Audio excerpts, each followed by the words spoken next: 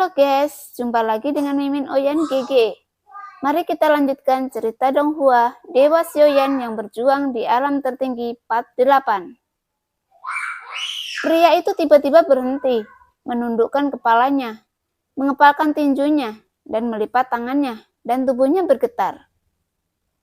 Baik, Yang Mulia, tolong selamatkan hidup saya.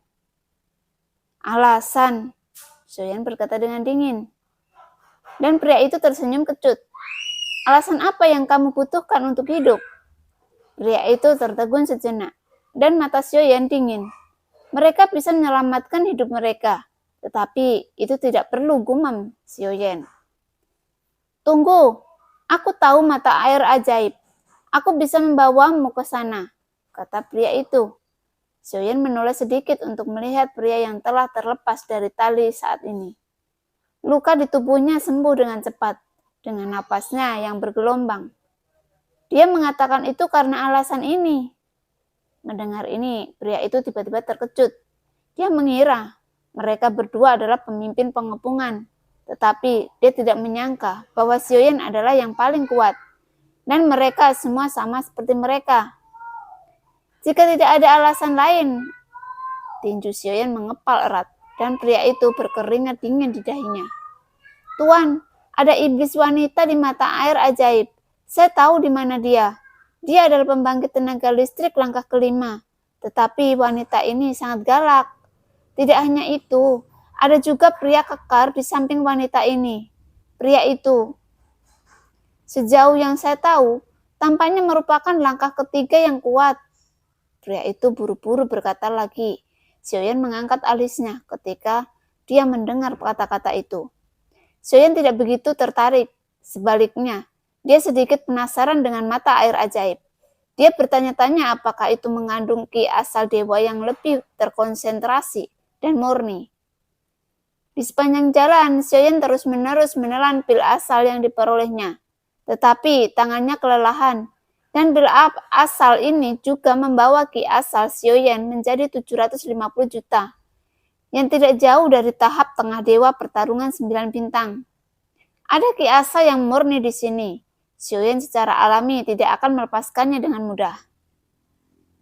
Warisan Raja Iblis Tian He hanya bersifat kejadian dan meningkatkan kekuatan dewa adalah tujuan sebenarnya dari Xiaoyan. Hanya saja saya mendengar apa yang dikatakan orang ini di mata air ajaib. Jika itu benar-benar langkah kelima dan ketiga, itu akan sedikit merepotkan untuk dihadapi. Tentu saja tidak mengherankan bahwa permaisuri ada di sini. Menjadi wajah putih kecil permaisuri, Xiaoyan bisa benar-benar tak kenal takut. Tapi kebiasaan berpikirnya membuat Xiaoyan tidak ingin terlalu bergantung pada permaisuri. Apakah kamu tahu lokasi mereka? Xiaoyan bertanya, dan pria itu mengangguk dengan tergesa-gesa. Iya tuanku, kami melarikan diri dari mata air ajaib. Dan mereka masih menyerapnya. Energi iblis, saya bisa membawa orang dewasa untuk menghindarinya. Pria itu mengira Xiaoyan takut pada mereka dan berkata dengan cepat. Xiaoyan tidak berbicara, tetapi sedikit mengangguk. Pria itu merasa lega setelah melihat ini. Ekspresinya sangat melembut, dan dia berpikir bahwa dia akhirnya menyelamatkan hidupnya untuk sementara. Bawa orang-orangmu dan ayo pergi. Xiaoyan berkata dengan dingin. Pria itu mengangguk. Makhluk abadi yang telah dihancurkan oleh Xiaoyan sebelumnya telah memulihkan sebagian besar tulangnya selama percakapan Xiaoyan dengannya. Dan tindakan tidak lagi menjadi masalah. Ini juga salah satu alasan mengapa dewa pertarungan tidak bisa mengalahkan keabadian. Bahkan jika itu dapat melukai yang abadi, tidak sulit untuk membunuhnya. Bahkan jika satu abadi dikonsumsi, dewa pertarungan dapat dikonsumsi sampai mati. Kekuatan pemulihan yang mengerikan selama tidak fatal, kekuatan keabadian dapat membuat tubuh cepat pulih dengan kecepatan yang menghancurkan orang mati. Pria yang hampir musnah oleh si pembunuh juga pulih. Mereka berempat di depan dan Xiaoyan di belakang, dan mereka terus bergerak menuju bagian depan. Tim menjadi besar tanpa disadari. Untuk Xiaoyan, mereka hanya umpan meriam. Jika ada apa-apa, mereka semua harus berada di garis depan. Ruang di lantai 2 lebih luas dari yang dibayangkan, dan mereka memberitahu Xiaoyan bahwa mata air ajaib akhirnya dapat melihat jejaknya setelah setengah kolam dupa. Jejak pertempuran di sini sangat tragis, dan mereka dapat melihat bahwa ada masih banyak mayat. Terus bergerak maju. Di bawah ini sudah ada potongan air merah, dan Anda bisa merasakan energi iblis yang memancar darinya. Tuan, sejauh yang saya tahu, mereka berada di timur mata air ajaib. Kita dapat menghindarinya dengan pergi ke barat. Pria itu menoleh dan berkata kepada Xiaoyan. Xiaoyan sedikit mengangguk. Lanjutkan memimpin. Tapi dia tidak tahu bahwa Xiaoyan memiliki kekuatan jiwa alam. Ini bukan lingkungan yang besar. Selama dia tidak bisa menyembunyikan auranya, dia pada dasarnya menghindari deteksi kekuatan jiwa alam dari Xiaoyan. Dan Xiaoyan menemukan bahwa memang ada 2 aura kuat di antara mata air ajaib. Tetapi mereka tidak di timur, tetapi di barat seperti yang dikatakan pria itu. Xiaoyan tidak membongkarnya, tetapi terus membiarkannya memimpin. Segera dia mendekati 2 aura. Pada saat ini, sosok pria itu bergegas ke kabut abu-abu dengan kecepatan yang sangat cepat dan menghilang. Hanya misalkan 2 lainnya, langkah pertama. Tuanku, saya sudah mengambil semua sisa lapisan ini. Orang-orang tertarik. Dalam kabut abu-abu, suara pria yang baru saja menghilang terdengar dan ekspresi semua orang sedikit berubah, kecuali Xiaoyan. Sial, kami dijebak olehnya. Pria yang awalnya mengikuti Xiaoyan berkata dengan suara yang dalam. Tinjunya terkepal, langkah kelima dan ketiga. Bahkan jika dia mencoba untuk yang terbaik, tidak ada harapan untuk menang. Segera suara yang kuat dari ujung yang jauh keluar perlahan. Bagus sekali. Dalam kabut abu-abu, pria yang baru saja menghilang muncul kembali dengan seringnya di wajahnya. Dia menatap Xiaoyan dengan dingin, dengan penampilan seperti anjing yang bisa dikatakan ditampilkan dengan jelas. Maaf, aku baru ingat. Itu seharusnya di sisi timur. Pria itu tidak lupa untuk mencibir, tetapi wajahnya penuh dengan ekspresi sukses. Seolah-olah dia sedang memuji dirinya sendiri. Jadi perhitungan. Xiaoyan tersenyum acuh tak acuh menatap pria itu. Matanya tampak seperti orang idiot. Begitu suara itu jauh, saya melihat tamparan dari belakang pria itu bersiul meniupnya mendominasi. Coba saya lihat, apakah beberapa orang ini tersisa? Suara kasar itu bergema lagi. Xiaoyan mendengarkan suara itu, tetapi ketika dia mendengarkan dengan seksama, itu sangat akrab. Di ujung yang jauh berdiri sosok tinggi, menatap mereka dengan dingin dan tegas. Bersama dengan Xiaoyan, total ada 4 orang. Tetapi setelah matanya menyapu selama seminggu, seluruh orang tiba-tiba bergetar, seolah disambar petir, menggaruk kepalanya dan perlahan berbalik. Sepertinya dia ingin melarikan diri. Pria yang terbang ke samping, meskipun dia ditampar, dapat melihat bahwa Xiaoyan terbunuh, dan ditampar bukanlah apa-apa. Dengan seringnya di wajahnya, dia seperti menunggu untuk melihat pertunjukan yang bagus ini. Tuan, ini mereka. Saya hampir terbunuh olehnya. Anda harus memanggil saya untuk menembak, teriak pria itu dengan keras. Begitu kata-kata itu keluar, sosok besar yang baru saja berbalik mengambil langkah besar ke depan dan menamparnya lagi. Jadilah tuan ibumu. Mengapa kamu membawa bintang jahat ini ke sini? Hanya suara kasar yang penuh dengan niat membunuh, dan pria yang ditampar langsung dengan tamparan menyeburkan seteguk besar darah, dan tulangnya hancur berkeping-keping besar, dan matanya pecah. Mereka penuh dengan darah. Dia melihat sosok besar itu dengan sangat bingung. Saya melihat sosok besar ini berbalik perlahan dengan senyum minta maaf dan menatap Xiaoyan. Saudara Xiaoyan, apakah mereka melakukannya padamu? Sosok tinggi memandang Xiaoyan. Orang ini adalah Senju yang memasuki menara pembantaian dan dipisahkan secara paksa. Saat dia melihat Xiaoyan, hatinya menegang menjadi anak muda. Kedua abadi yang mengambil langkah pertama tiba-tiba tampak lebih ketakutan. Mereka melihat Senju mengambil langkah besar dan menampar mereka berdua dengan 2 tamparan. Tuanku, maafkan aku.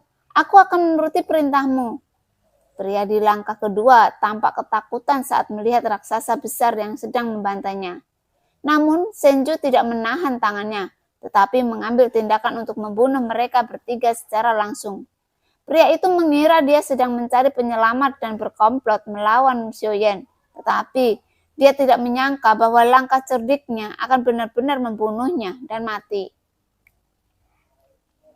Setelah membunuh mereka bertiga, mata Senju terkecil pada pria di samping Xiaoyan lagi, dan hati yang terakhir tiba-tiba menegang. Tatapannya yang berapi-api sepertinya melelapnya. Meskipun dia adalah pembangkit tenaga listrik langkah ketiga, tetapi dia bisa merasakan bahwa Senju lebih kuat darinya. Dan Senju tampaknya sengaja berperilaku di depan Xiaoyan, karena dia takut jika leluhur kecil ini tidak bahagia, dia akan dibawa pergi. Tubuh Senju mendekat dalam sekejap, dan tamparan besar itu berisi kekuatan abadi dan menampar pria di samping Xiaoyan. Apakah aku membiarkanmu membunuh? Xiaoyan tiba-tiba berkata dengan dingin. Tubuh Senju tiba-tiba mandek dan segera berhenti, menatap Xiaoyan dengan ekspresi pahit.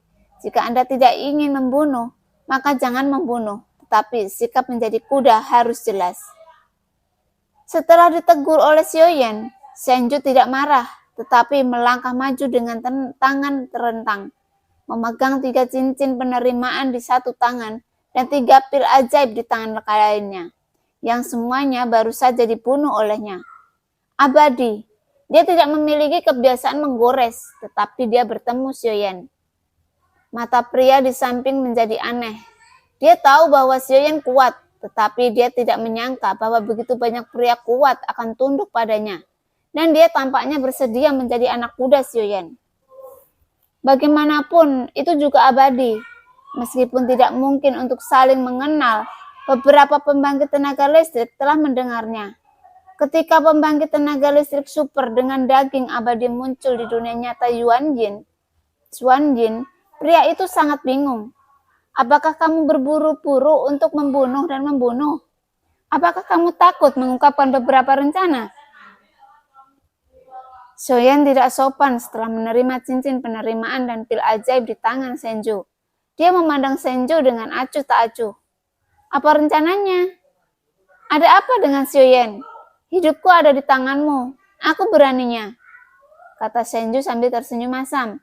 Sebelum orang itu dilenyapkan olehmu, aku bisa mendengar dia berkata bahwa kamulah yang memberi perintah.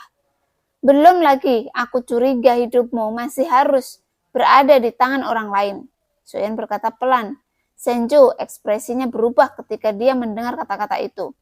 Terlepas dari apakah yang dikatakan Xiaoyan itu benar atau tidak, sebagian besar kata-kata ini dimaksudkan untuk mengambil nyawanya. Aku memang membiarkan mereka menarik orang ke beberapa orang barusan, tapi aku tidak menetapkannya sebagai kakak Xiaoyan. Dan mustahil bagiku untuk mengetahui bahwa kakak Xiaoyan ada di sini. Kalau tidak, aku akan bertemu, dan di sana tidak akan ada situasi seperti itu. Senju dengan tegas menyangkalnya. Selain itu, apalagi yang kamu sembunyikan dariku? Xiaoyan melihat cincin di tangannya dan bertanya sambil menyelidiki. Yah, aku mengakui bahwa hidupku ada di tangan Yu Qing. Tapi, aku tidak berencana untuk menyakitimu. Bagaimanapun, hidup Yu Qing ada di tanganmu. Bahkan jika dia ingin menyembunyikannya, dia tidak berani menyembunyikannya darimu. Berani, Senju berkata tanpa daya, terlihat serius. Awalnya kedua putri mematuhi leluhur mereka dan berencana untuk menemukan cara untuk menyingkirkan Xiaoyan.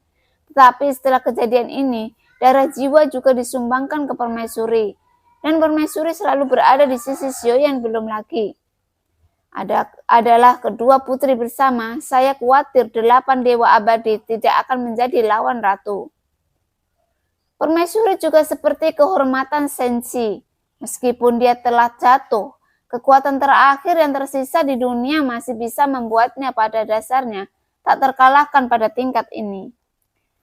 Terlebih lagi, selama permaisuri memberi perintah, seluruh hutan abadi diperkirakan bergetar 3 kali. Di mata orang lain, hutan abadi penuh dengan bahaya. dan keabadian bisa jatuh kapan saja di sini. Tetapi untuk hutan abadi, dia memiliki kata-kata mutlak benar. Setidaknya tidak ada yang kita bisa dia lakukan di jantung permaisuri di sini. Bahkan aturan di sini dapat diubah yang cukup untuk membuktikan kekuatan kuat dari permaisuri. Oleh karena itu, meskipun Taiking dan Yuking adalah pembangkit tenaga listrik dari langkah kelima, saya khawatir di antara banyak makhluk abadi yang telah memasuki tempat ini, mereka juga benar-benar eksistensi terbaik. Tetapi di mata permaisuri, kekuatan mereka sepenuhnya tidak layak disebut. Tapi, aku juga mendengar bahwa ada iblis perempuan langkah kelima di sini. Xiaoyan memandang Senju. Iblis. Dia memang iblis. Temperamen. Taiking memang seperti itu. Senju berpikir sejenak dan menjawab. Hanya untuk merasakan angin sejuk bertiup di belakangnya. Sebenarnya saya pikir dia cukup santai. Sebelum suara Senju bisa jatuh, dia hampir menampar kepalanya dengan tamparan dan seluruh orang jatuh ke tanah seperti layang-layang dengan tali yang putus tanpa malu. Para wanita yang terbaik adalah tidak berbicara buruk tentang Anda di tempat terbuka atau di belakang Anda. Ketika dia menjadi galak, tidak peduli seberapa lembut seorang wanita, dia akan membunuh. Siapa yang memberiku kepala iblis? Wanita itu sangat lembut. Mata Taiking melebar karena marah. Tidak peduli bagaimana kamu melihatnya. Sepertinya itu tidak ada hubungannya dengan kata kelembutan. Mereka telah dibunuh olehnya. Xiaoyan tersenyum pahit. Segera dia melihat sekeliling. Xiaoyan penasaran dengan mata air ajaib. Ketika Xiaoyan bergerak, dia mengabaikan keduanya dan menyapu ke mata air ajaib. Dalam kabut abu-abu, mata air ajaib muncul di depan Xiaoyan. Mata air ajaib tampaknya hampir menyerap energi iblis. Dan mata air ajaib telah memanjang menuju kabut abu-abu. Tampaknya tempat ini penuh dengan mata air ajaib, dan di ujung terjauh, Xiaoyan melihat seberkas cahaya. Seperti lantai pertama, balok ini jelas merupakan balok yang mengarah ke lantai 3. Dan di jalan menuju lapisan ketiga bersinar, cahaya ini semuanya adalah mata air ajaib. Ada berapa garis di tubuhmu? Tanya Xiaoyan. Senju dan Taiking benar-benar mengikuti, adapun pria yang menghilang, Xiaoyan tidak terlalu malu. Lagi pula, pihak lain dianggap lengkap janjinya. 2 baris, 4 baris. Senju dan Taiking menjawab secara terpisah. Banyak antrian yang diperlukan untuk pergi ke lantai 3. Xiaoyan terus bertanya, 2 pola hidup cukup. Lalu, kenapa kalian berdua masih tinggal di sini? Xiaoyan tidak mau bertanya. Senju tersenyum masam. Kami tidak tertarik dengan warisan Raja Iblis Tianhe. Tepatnya, kami takut mati untuk mendapatkannya. Raja Iblis Tianhe terkenal gila. Siapa yang tahu apa yang akan terjadi jika kami melanjutkan? Tidak perlu. Kami berencana untuk tinggal di sini. Tunggu saja menara ini menghilang. Lanjut Senju. Mata Xiaoyan langsung beralih ke Taiking. Kekuatannya harus dicoba.